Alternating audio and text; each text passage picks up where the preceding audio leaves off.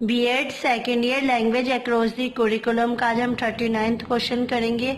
How can you use inquiry training model to provide training in systematic inquiry to your students. किस तरीके से जो inquiry training model है वो provide करता है ट्रेनिंग को हमारे स्टूडेंट्स को क्लासरूम के अंदर सिस्टमेटिक तरीके से। फर्स्ट पॉइंट है focus. The main objective of this model is to give rise to cognitive skills of the students. इसमें क्या होता है, जो हमारा जो मेन ऑब्जेक्टिव होता है इस मॉडल में, सबसे पहला यही होता है कि हमें जो बच्चों की जो कॉग्निटिव स्किल्स होती है उसके ऊपर ध्यान देना होता है कि किस तरीके से जो हम बच्चों की जो कॉग्निटिव स्किल्स है उसे इम्प्रूव कर सके और बच्चों को से ज़्यादा उसमें बेनिफिट कर सकें।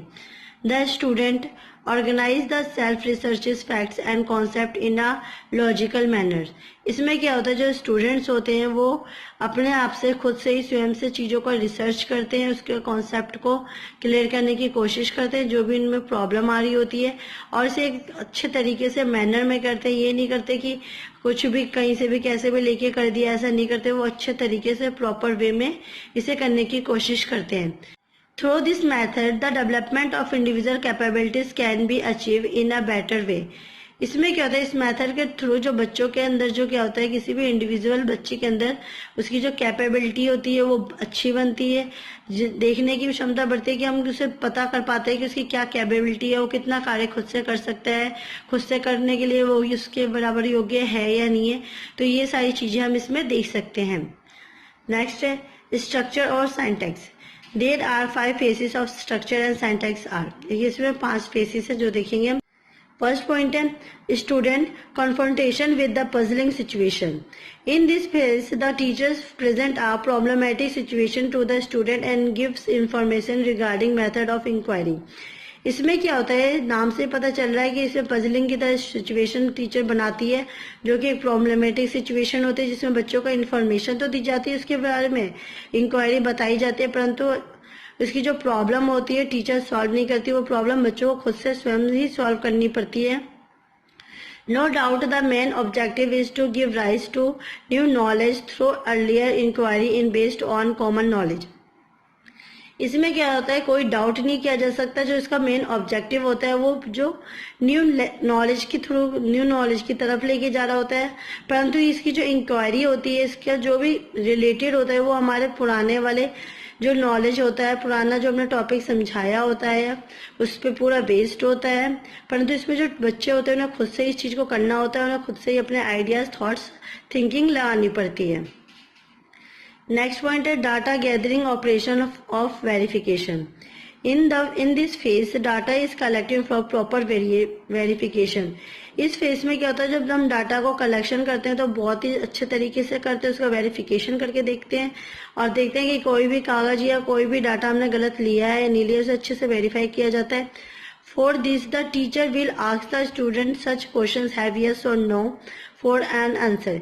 इसमें क्या होता है, जो टीचर्स होती है क्वेश्चंस वगैरह जो पुटअप करती है, ये नहीं पूछती कि तुम इसे बताओ ये कैसे हुआ, क्यों हुआ, ऐसे में नहीं होता। जो टीचर्स होती है सिर्फ यस या नो में इसका आंसर मांगती है और इससे ज्यादा कुछ भी बच्चों को नहीं बोलना पड़ता। Secondary the student collect necessary information about whatever they see और एक्सपीरियंस। इसलिए जो बच्चे होते हैं वो उस चीज पे ध्यान देते हैं और उस चीज को कलेक्ट करते हैं कि जिससे उनकी जो इन्फॉर्मेशन हो उसे उन्होंने कैसे देखा, उससे क्या एक्सपीरियंस लिया, उसे कितना समझे। तो ये चीज पे जो बच्चे होते हैं पूरी तरीके से अच्छे से ध्यान देते हैं और अपनी इन्फॉर्मेशन ज्यादा से ज्यादा कलेक्ट करने की कोशिश करते हैं। नेक्स्ट पॉइंट है data gathering operation of experimentation. During experimentation the student introduce new element for experimentation. इसमें क्या होता है, जब एक्सपेरिमेंट होता है तो बच्चे होते हैं न्यू एलिमेंट्स से मिलते हैं और वो कुछ नया एक्सपेरिमेंट करते हैं, जिससे जो बच्चों की काबिलियत होती है खुद से निखरती है और वो अपने आप को खुद से इंट्रोड्यूस कर पाते हैं और खुद को समझ पाते हैं।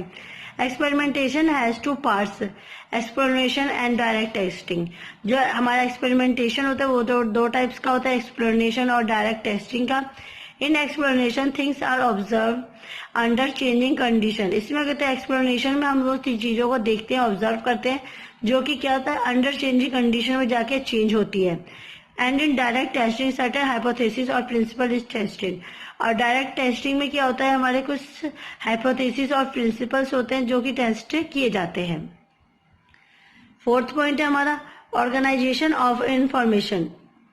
इन this phase the collected information is organize. इसमें क्या होता है, इस फेज में जो भी हमने इंफॉर्मेशन को कलेक्ट किया उसी को ऑर्गेनाइज किया जाता है। The teacher can ask student to arrive at the result and also organize the result of certain events.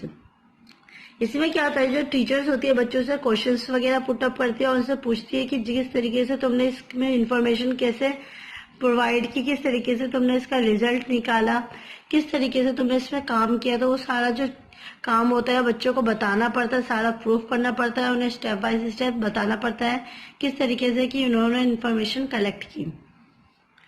Next point है एनालाइज ऑफ इंक्वायरी प्रोसेस। किस तरीके से हम उस इंक्वायरी प्रोसेस को एनालाइज करेंगे। In this phase the student are asked to analyze the method they adopted for inquiry. इस phase में क्या होता है, जो स्टूडेंट होता है वो अपने जो भी उसमें काम कर रहा होता है इंक्वायरी बेस्ड पे, उस मॉडल पे उसे क्या होता है वो एनालाइज करके देखता है कि उससे कोई मिस्टेक हुई है नहीं हुई, जिससे कि वो अपने टीचर्स के आगे उसे प्रेजेंट कर सके, जिससे जो टीचर्स उसको किसी भी बात के जैसे मतलब पनिश ना करे और इस बच्चों की जो खामियां है वो ना निकाल सके। इसलिए बच्चे खुद से ही पहले उस चीज को अपने मॉडल को एनालाइज करके देखते हैं और कि उनमें कोई गलती हुई है या नहीं हुई। Ineffective questions are classified and important information that could not be obtained is dwelt upon।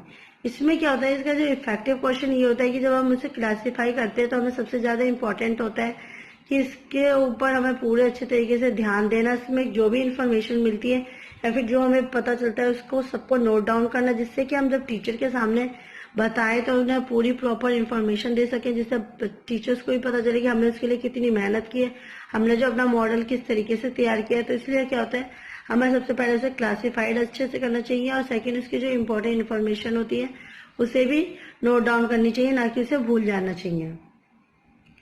Third point है हमारा social system.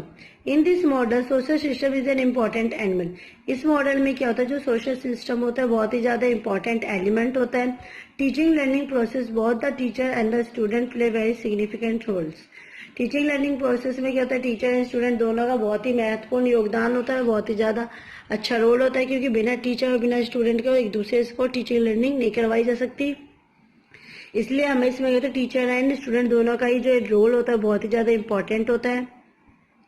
There is a healthy interaction between the teacher and student in which the student ability to solve difficult problems and his scientific attitude is developed. इसमें क्या होता है, इसमें जो teacher और student का जो इंटरेक्शन होता है बहुत ही अच्छा इंटरेक्शन होता है, जिससे कि जो टीचर होती है बच्चों की प्रॉब्लम और बच्चे टीचर जो समझा रही है उसे इजीली तरीके से समझ पाते हैं, और जो बच्चे होते हैं अपनी प्रॉब्लम को अपनी डिफिकल्टीज को सॉल्व करने की कोशिश भी करते हैं अपने कार्य अपनी एबिलिटी के हिसाब से। और क्या होता है, उनका जो साइंटिफिक एटीट्यूड होता है उसमें भी डेवलप होता है, वो खुद से चीजों को समझने योग्य हो जाते हैं और खुद से चीजों को करने का भी प्रयास करते हैं।